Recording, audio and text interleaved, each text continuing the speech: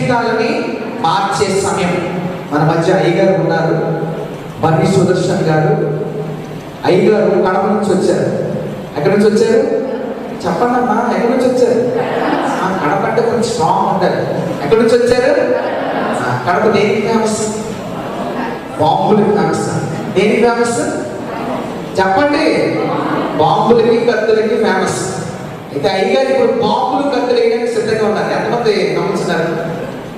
అయ్యగారు బాంబులు కత్తులు వేయడానికి సిద్ధంగా ఉన్నారు. ఎందుకంటే మేము ఆ బాంబుల్ని కత్తుల్ని ఆల్రెడీ ఒక 3 సంవత్సరాల క్రితం స్వీకరించాం.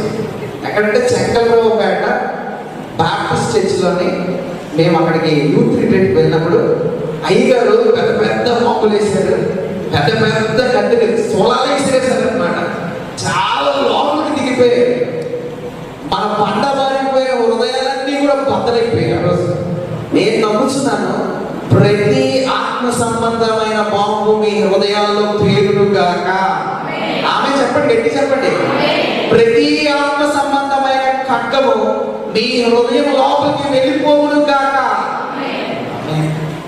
అయ్యగారు అంత చక్కగా వాక్యం చెప్తారు.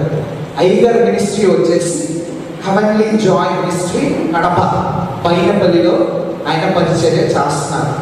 అయ్యగారి పరిచర్య చెప్పాలంటే చాలా గొప్ప పరిచర్య. అందరూ చేసినట్టు చేయరు. బాప్టిస్ట్ నుంచి యోహాను అడవుల్లో పరిచర్య చేశాడు. ఎక్కడ పరిచర్య చేశాడు? అలాంటి పరిచర్య అంటే అందరూ పైకి చూపించుకునే పరిచర్య కాదు అయ్యగారు చేసిన పరిచర్య. అయ్యగారు పరిచర్య చేసినప్పుడు నువ్వు ఇక్కడ ఖాళీ చేయకపోతే నీ మీదకు బాంబు వస్తుంది అన్నారు. నువ్వు ఇక్కడ నుంచి వెళ్ళకపోతే నీ మీదకి కత్తి వస్తుంది అన్నారు. పర్వాలేదు, ఏ బాంబు వచ్చినా ఏ కత్తి వచ్చినా దాన్ని ఆత్మ సంబంధమైన బాంబులాగా ఆత్మ సంబంధమైన కత్తిలాగా మార్చేస్తారు.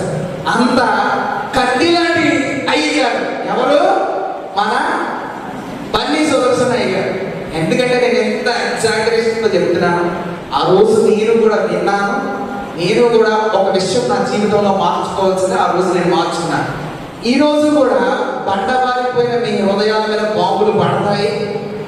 ఎక్కడెక్కడైతే చికిత్స లేకుండా పడిపోయి ఉందో మీ యొక్క హృదయము, ఆ చికిత్స చేయడానికి కట్టొచ్చి పోయడానికి సిద్ధంగా ఉంది. ఎంతమంది నమ్ముతున్నారు? ఎంతమంది నమ్ముతున్నారు? నమ్మిన వారందరూ గట్టిగా చెప్పడం కొడుతూ అయ్యా